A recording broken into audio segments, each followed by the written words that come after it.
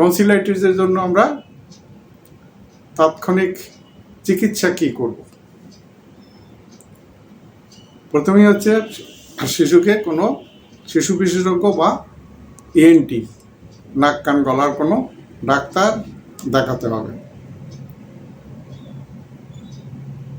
যাদের ঘন ঘন টনসিলাইটিস হয় তাদের ডাক্তারের তত্ত্বাবধানে যে পেনিসিন জাতীয় ওষুধ 14 দিন খাওয়ালে মোটামুটি টনসিলের উপসর্গ থেকে রেহাই পাওয়া যায়।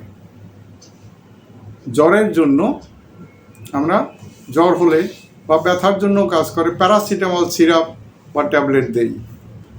শিশুদের জন্য সিরাপ প্রতি 5 ml 5 মিলিলিটারে 120 মিলিগ্রাম থাকে, 125 থাকতে পারে, 250, 500 মিলিগ্রাম পর্যন্ত থাকে। বয়স অনুযায়ী প্রতি কেজি ওজন হিসাবে 15 মিলিগ্রাম করে হিসাব করে শিশুদের দিতে হয়।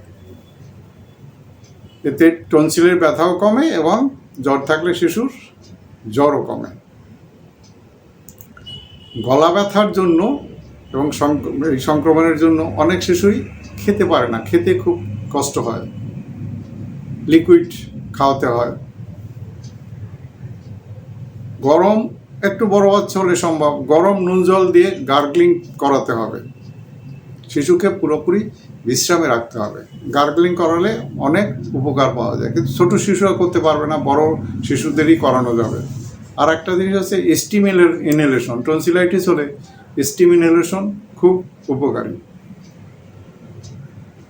আর যে সমস্ত রোগ জীবাণু দিয়ে এটা হয় তার মধ্যে একটা হচ্ছে স্ট্রেপ্টোকক্কাস, এবং স্ট্রেপ্টোকক্কাল ক্যারিয়ার স্টেজে বেনজাথিন পেনিসিলিন ইনজেকশন দিলে 6 মাস পর্যন্ত ভালো থাকে।